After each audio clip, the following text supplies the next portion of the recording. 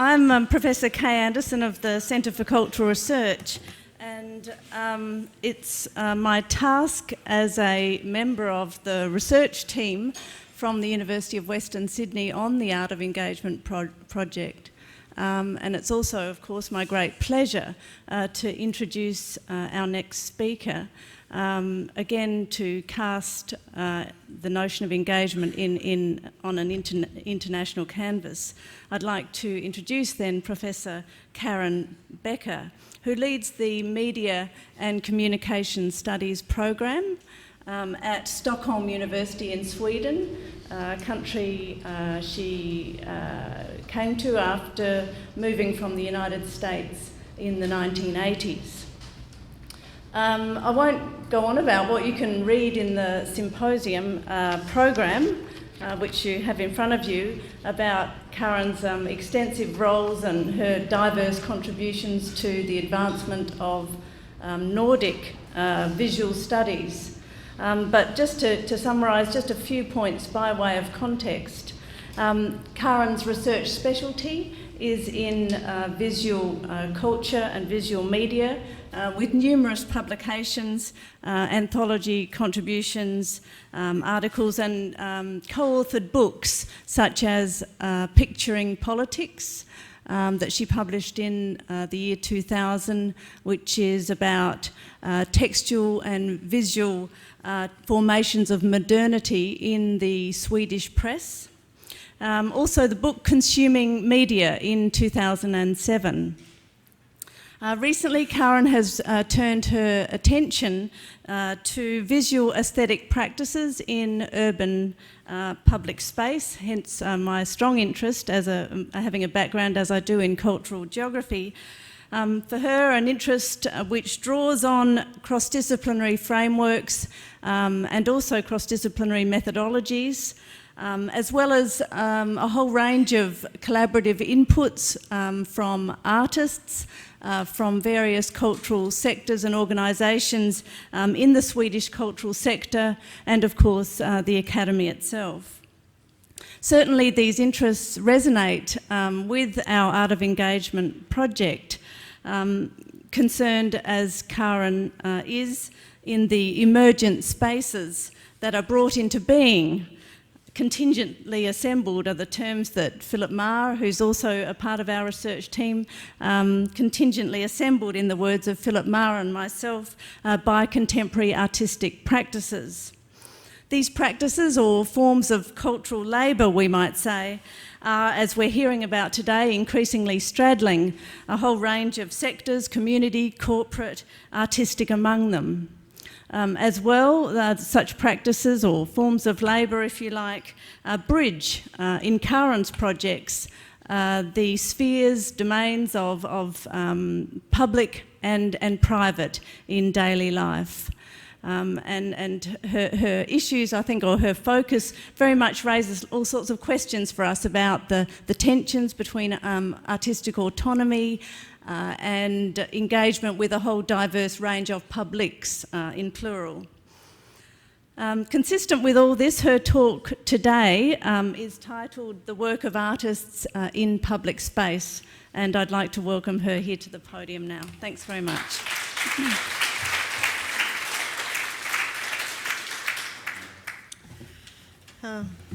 Thank you very much, Kay, and thank you so much. It's indeed a real pleasure. This is my first trip to Australia, and it was absolutely worth the long plane ride.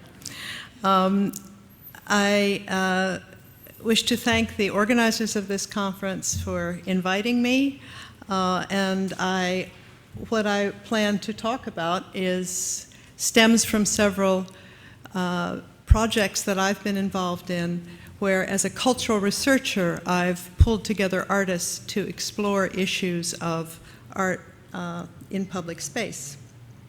And I want to begin with two examples from a study I collaborated in a few years ago in a shopping mall in Stockholm.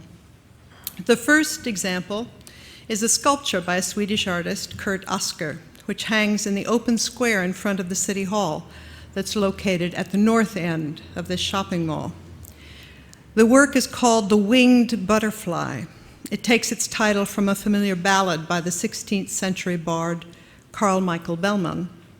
Through its title, the sculpture is intended to have a local reference, since the ballad itself is set in Haga, a nearby park.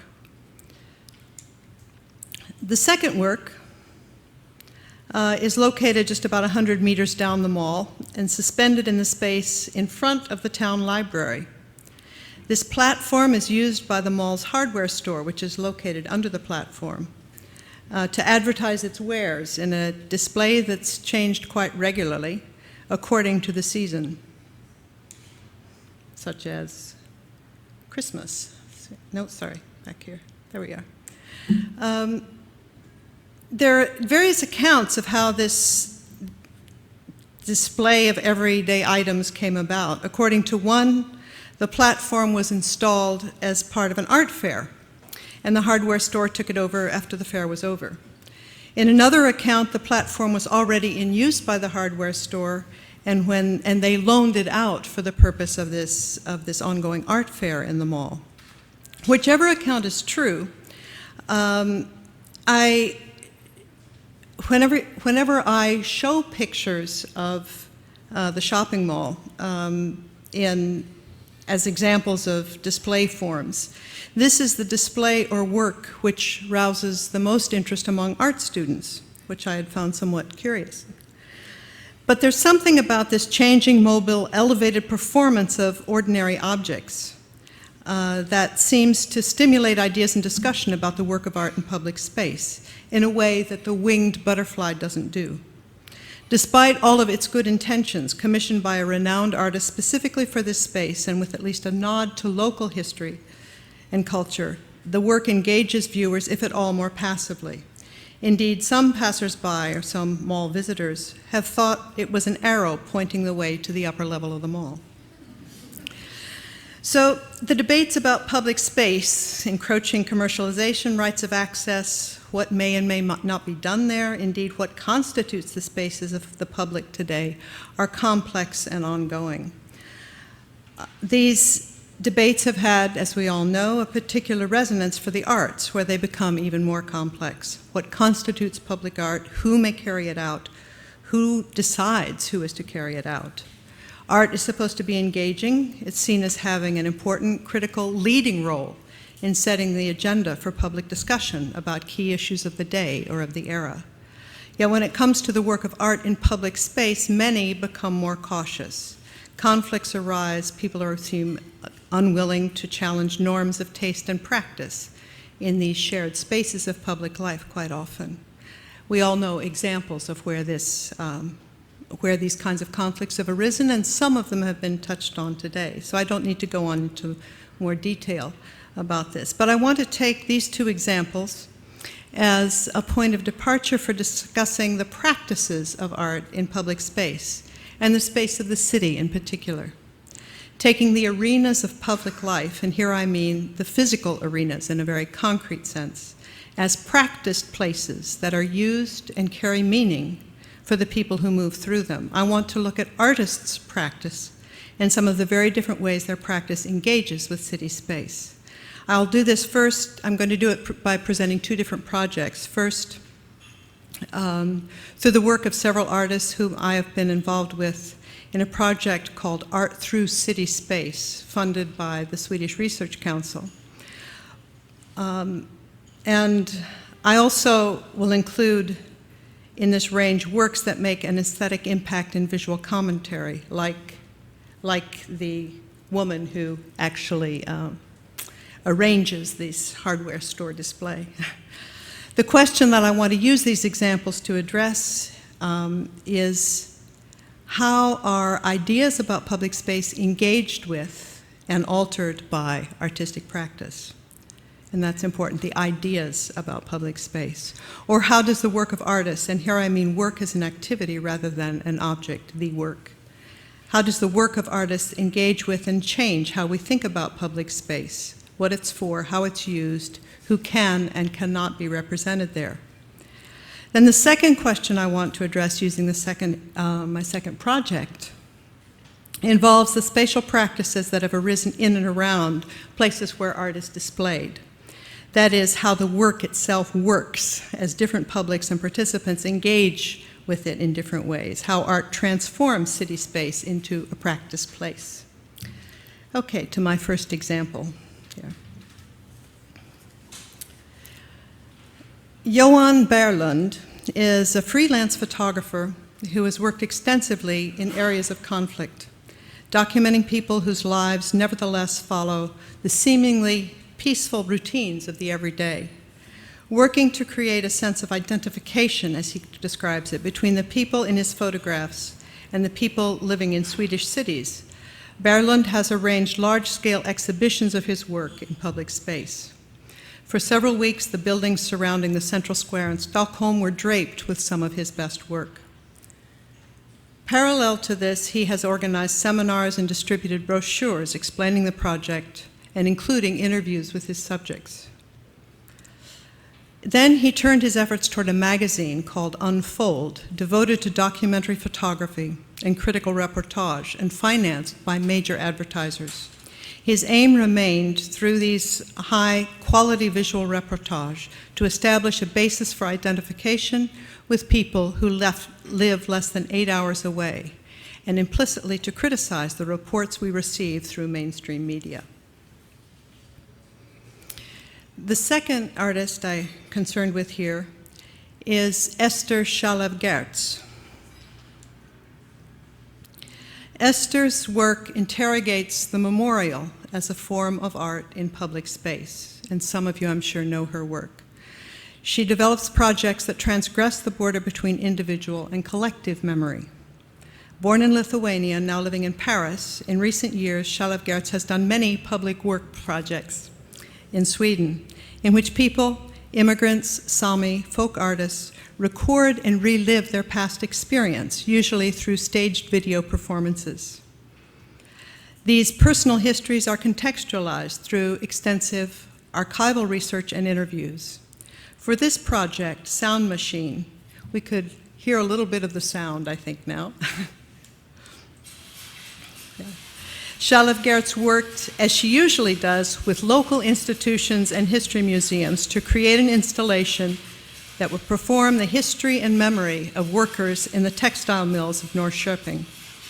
This industrial town has been transformed over the past generation as the mills were closed and new industries, not least educational institutions and the university, moved into the old factory buildings. This transformation has also meant a change in employment patterns as commuters with a higher education came in, while unemployment among young people remains high. Sound Machine grew out of interviews with a group of women who had worked in the mills and their daughters about their memories of the sound of the factories. It consists of two parts, a video installation in the local art museum, which is excerpted here. Here we see the women listening to the interviews, mother and daughter together, in front of these machines. And then the sound installation, which you are hearing, which is located under the bridge leading into the old industrial landscape. Thank you. The third artist in Art Through City Space is Jonas Dahlberg, who, at the time I contacted him, had just completed Invisible Cities, a project that, instead of looking at the megalopolis, looked at the estimated 14,000 cities worldwide with a population of 10,000 or less, which remain invisible to anyone who doesn't live there. The inhabitants of the invisible cities constitute 10% of the world's population, and here they are represented graphically on a map of the world in the catalog for the exhibit. Penrith may be on there, someplace on there. In his, Dahlberg collaborated with his brother Göran, who is a cultural theorist and writer, and they formulated a project on secret cities, those which are kept out of public view. They're not even on the map. This includes cities which are kept secret for security reasons. The former Soviet Union has had many such cities, for example, or which the inhabitants themselves wish to keep off the map, gated communities or revolutionary communities, including slums surrounding many large cities? What are the infrastructures that hold these kinds of cities together and protect them from being seen by the world outside? A specific point of inquiry in the project was the border around the secret city, how it is maintained, who is allowed to cross it. The Dahlbergs' research took, for their linked projects, took different forms, as did the ways that they realized the work itself.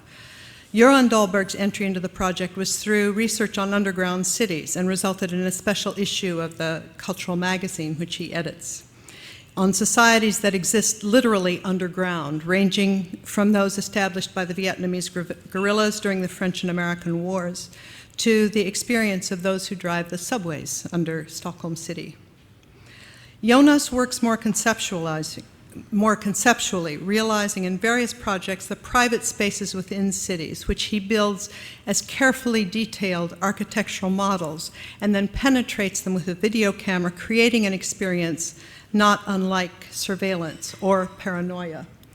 In one earlier example, prior to this project, he did an installation that is now in the Museum of Modern Art in Stockholm outside of the women's toilet, which gives you the impression you're watching a surveillance camera. And then when you go into the toilet, you see that it's actually a model that he's filming. His most recent work, which he did within the framework of the project I'm talking about, is called View Through the Park, View from the Street. And it's modeled after the oldest private park in New York City, which we experience at night in black and white as the camera slowly moves through this closed, private, and depopulated urban environment. We are watching the passage of time, which I can't really represent in this picture. But the passage of time, or perhaps we ourselves are being watched in a place we're not supposed to be. So what can the work of these very different artists tell us about the practice of art in relation to public space? How does their artistic practice, to return to my question, engage and alter ideas about these spaces? I'll begin with Berlund, because it's actually a display in public space in the most concrete sense, and was designed very directly to engage the space itself and passers-by, those for whom Sergels Torg in central Stockholm was a practice place, and is. There's no doubt that Berlund's photographs in this scale, hanging from buildings surrounding this central square, had an impact on that physical space, changing very much what it looked like. Whether the installation helped Stockholmers identify with or feel linked to the people in the photographs is, of course, much harder to answer. Berlund is very aware of the critique that these are just the kinds of images that exoticize, aestheticize the other, enabling us, in this case, Northern European, presumably comfortable and secure, allow us to maintain a distance from people living in the midst of conflict. In spite of this, their visual presence, we feel it can't happen here in Stockholm. Some viewers thought 8 hours was an advertising campaign, although for what, they weren't quite sure. This may actually, I think, say more about the difficulty of mobilizing an effort on this scale with other than commercial sources behind it, although Berlund himself had managed to get donations for most of his costs. It was largely an individual effort by a freelance photographer working outside cultural and commercial institutions. Yet, if one believes, as this photographer most certainly does, in the power of the image, and in particular that the authenticity of good visual reportage can override the competing claims and interests one encounters in public space, then this work engaged not only with the space itself, but also probably with at least some of the people who pass through it. Charlotte Gert's sound machine stands here as quite a different modus operandi or way of working. In her practice, She works with public institutions and through her research and organizing efforts mobilizes a network that works together to realize each project she undertakes. In that sense, it's more like the kinds of projects that we have been talking about here, but I'm not quite sure. Sound Machine was fairly typical for her, having located the women who had worked in the mills through the daughter of one of them who worked in the City Museum where Charlotte Gertz was doing her research. She was then able to get in touch with a group of women. She interviewed them about their work and particularly their experience of the sound of the machines. We can have a little bit of that sound again, just to. A selection of the quotes from these interviews were reproduced on the walls of the exhibition space. But both the machines in the video and the sound from under the bridge were actual reconstructions, reinterpretations, really, which she developed with help from digital artists and assistants. So through this highly selective process of reformulation, Charlotte Gertz succeeded in transforming her engagement with the city's industrial landscape, its physicality, into a contemporary work connecting the city's past and present and different spaces within the city, the art museum and the bridge. Okay, fine, thanks. Yet we must be very clear that it is, as always, the artist's story. I first became interested in Esther Charlotte Gertz because of what I saw was an ethnographic dimension in her way of working. Having seen this work develop, I now understand it quite differently. The research and collaboration she engages in provides a very rich fund, which she reworks to create an experience being her term, which can stand for the participants' memories. She doesn't presume to give us their memories or their voice. Sound Machine is a metaphor for their experience through the artist's voice. Then there is the artwork which is not in public space at all, but very much engages with the concept of that space, as Dahlberg does in this particular work. And he, in particular, contests the border between public, shared, accessible, and that which is private, restricted, and hidden, or at least attempts to be.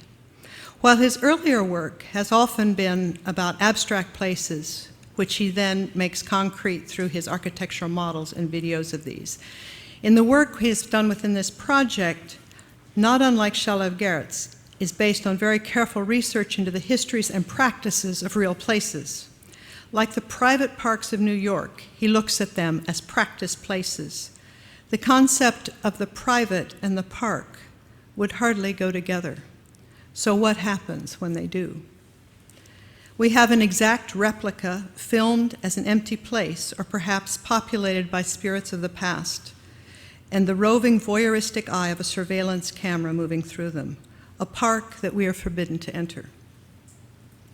In contrast to the other work here that I've just talked about, Dahlberg's work can be seen exclusively within the walls of art institutions, galleries, art museums, and the prestigious International Art Biennale. It is therefore somewhat problematic to discuss this kind of artwork as engaged in the sense that we have primarily been talking about it. We've touched upon that question here several times. There are no participants from the public at large.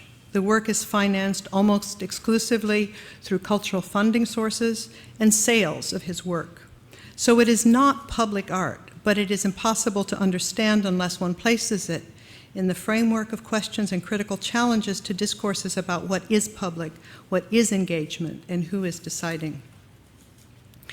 I hope you'll understand that I have traced here a trajectory across 3 different ways of working by artists whose institutional basis, how they fund their work, is very intimately interwoven with the kinds of work that they then do.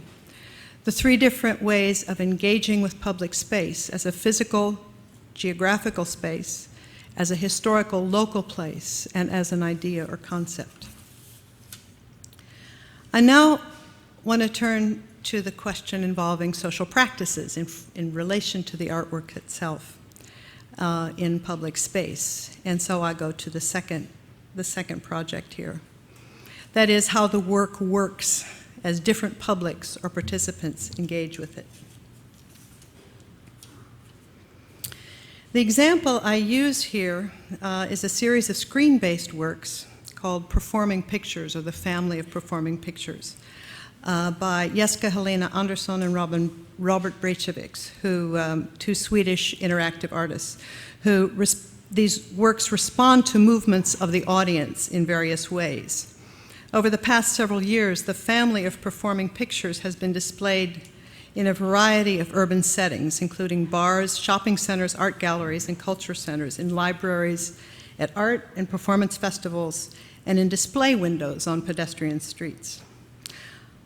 Under what circumstances, oops, sorry, I don't want to go to him. I'll leave him up there.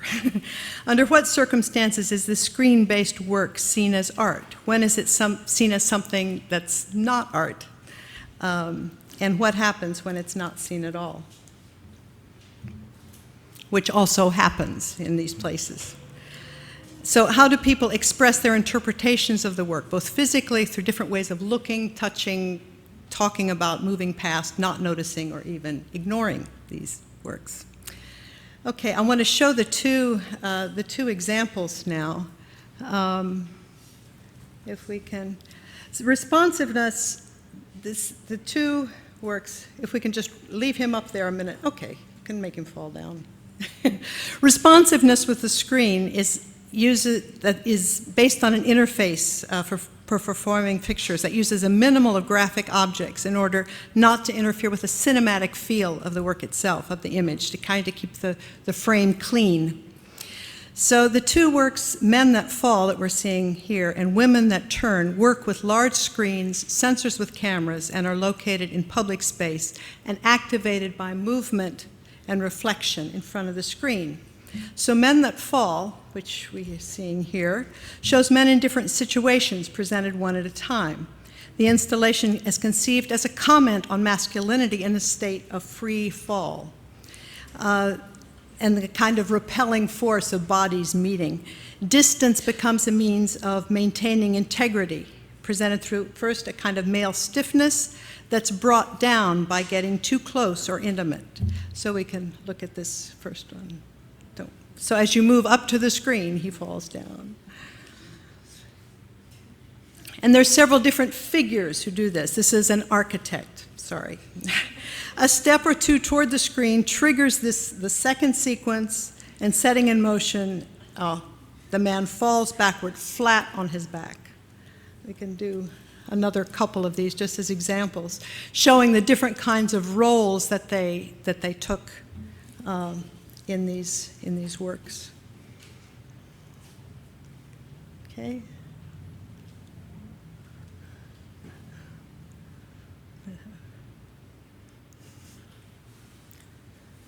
The guy interested in training, yeah. And then one last one before we go to I think of this as the homeless Santa. Sorry. The other one, Women That Turn, is based on a set of female characters, each awaiting the viewer with her back turned. So this is thought of as a comment on the expectations of how a woman should present herself in public, with a study of the kind of small shifts and twitches that express discomfort over being the object of the gaze. The syntax of this sequence is different from Men, so that the viewer's movement brings about a seamless move to a second segment, shifting her posture, as you can see here, without looking back, signaling but not acknowledging her awareness of the viewer. She remains locked in that position until the viewer leaves. And if you move the cursor away, then she turns around and glares at you. So she responds in this way, as staring out directly on the screen. You're one of the few audiences that laughed at this.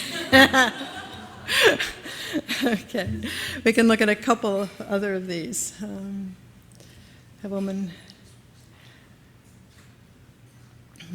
So you can understand that people who had first encountered the Men That Fall look at this one and try to work with it, and it doesn't work. They can't get her to do anything. She just stands there. And so it's first when you move away that she then turns around and confronts your back. So we can take one more here.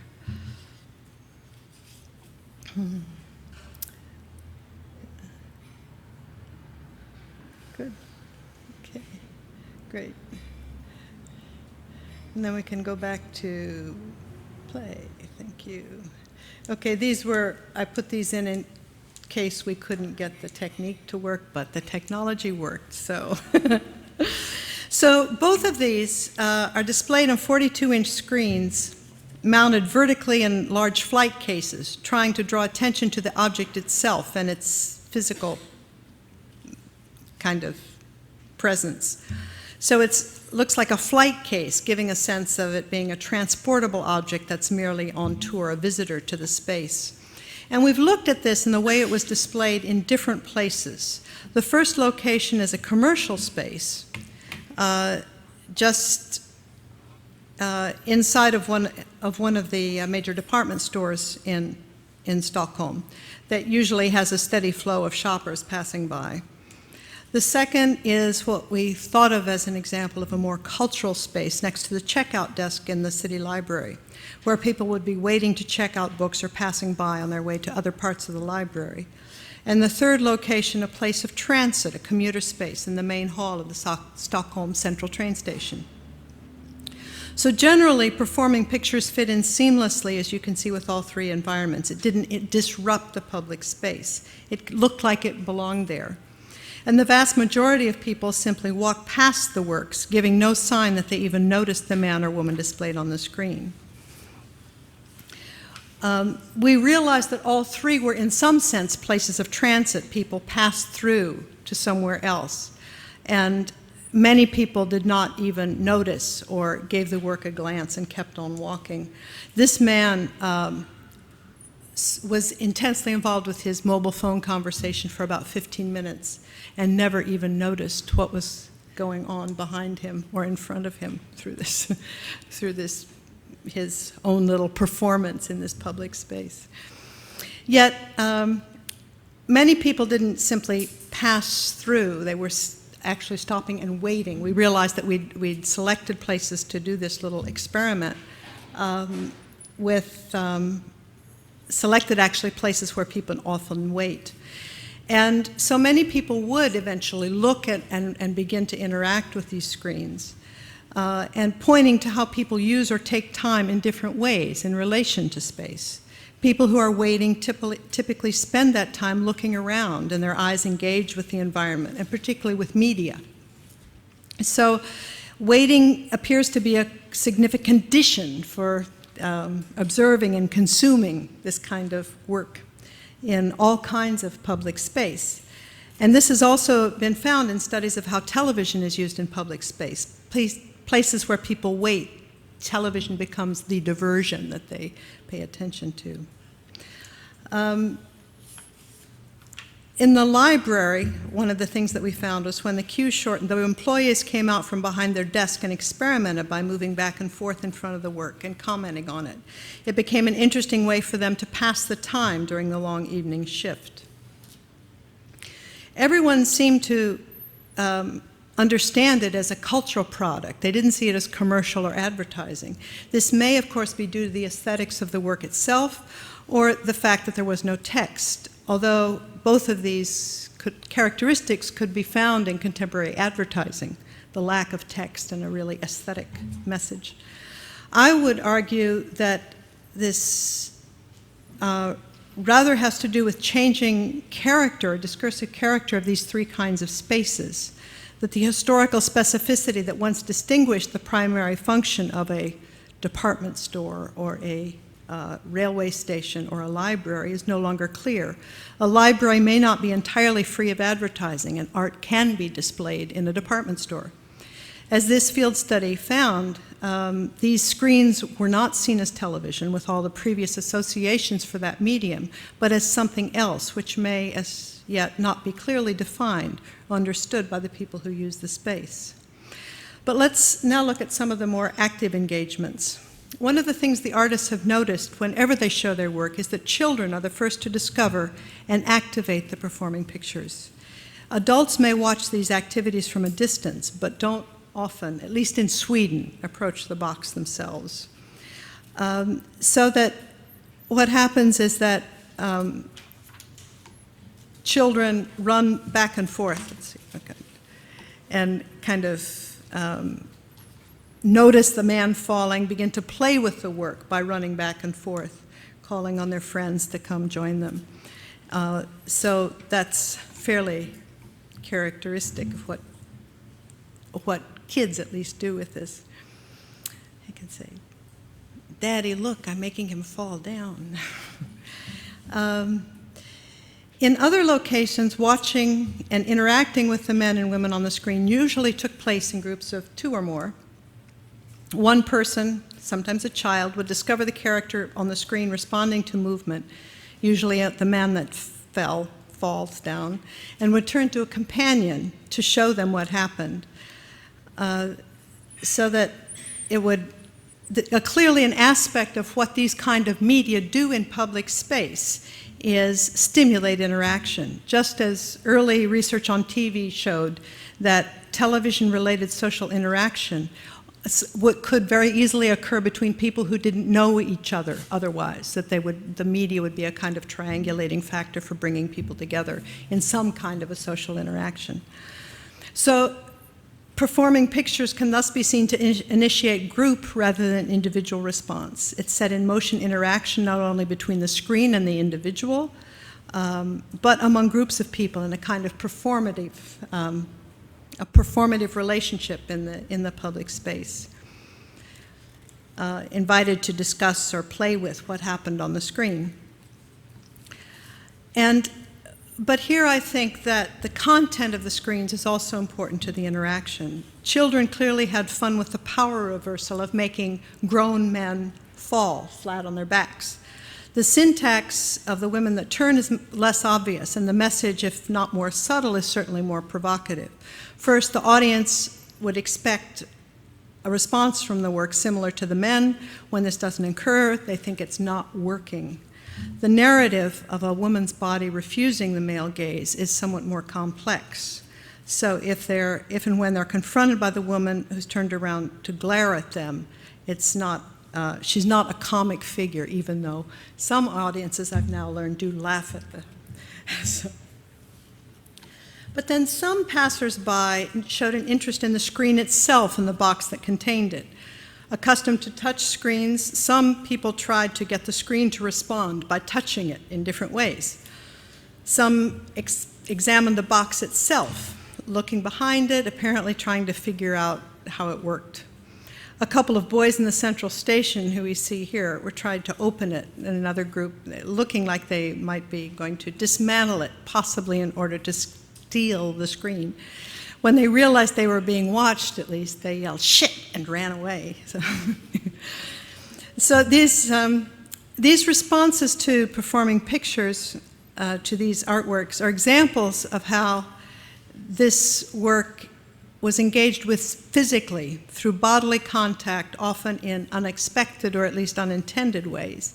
The screen, through the way it was situated in public space, altered the physical and social environment of a place as people interacted with it, or even as they did not, so that the space was changed by this.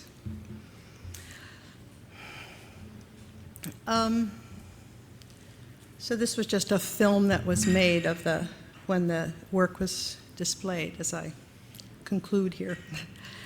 I think that it's important to look. My experience in these kinds of projects has shown, for me at least, the importance of looking at, discussing, and reflecting with artists on their intentions and ways of working and the impact of their work. Not in terms of some kind of model of accountability, accountability to a public, accountability to their subjects, accountability to funding sources. Although these issues of accountability are, under certain circumstances, very important. I don't deny that. But I think that moving our discussion and observation from this model of accountability is also a way of opening up and understanding the process rather as one of performance.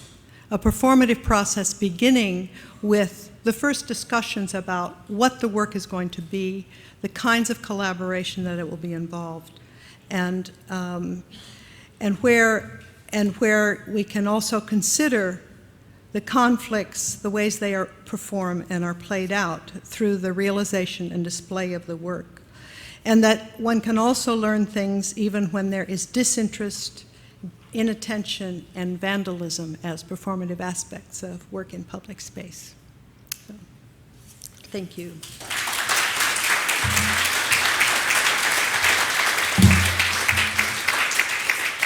I'm looking at the clock. We don't technically have time, but I think that we should take a couple of questions. That is, if there's people in the audience who'd like to address them to Karin.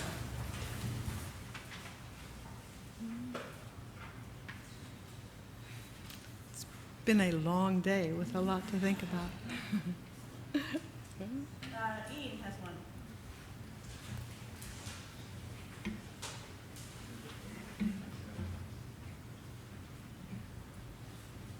Yeah, thank you, Karin. I'm interested in whether you have discussed with the artists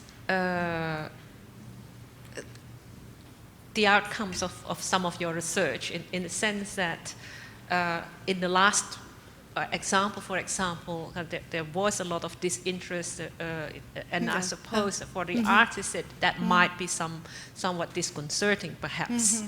So I wonder whether you've discussed that with them and what their response were.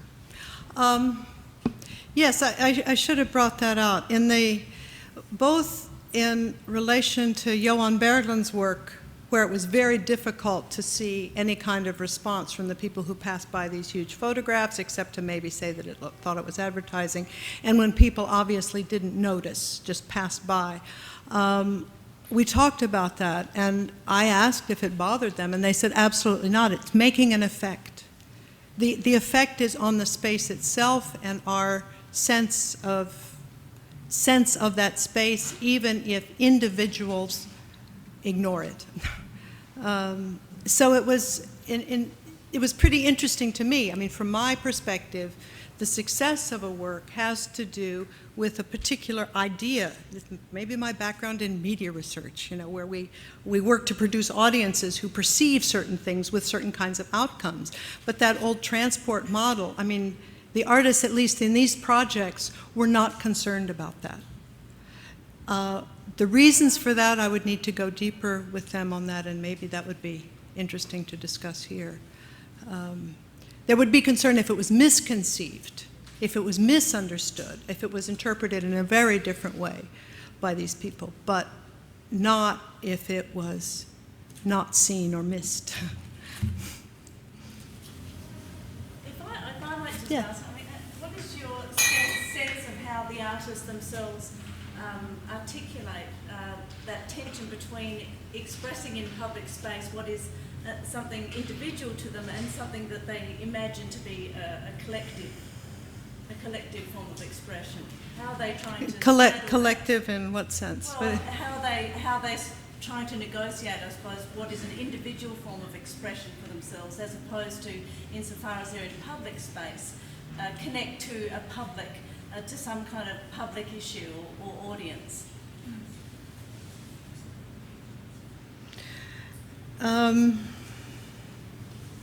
Well, the artist for whom that would be the most directly relevant is Esther Shalev-Gertz's work. And for her,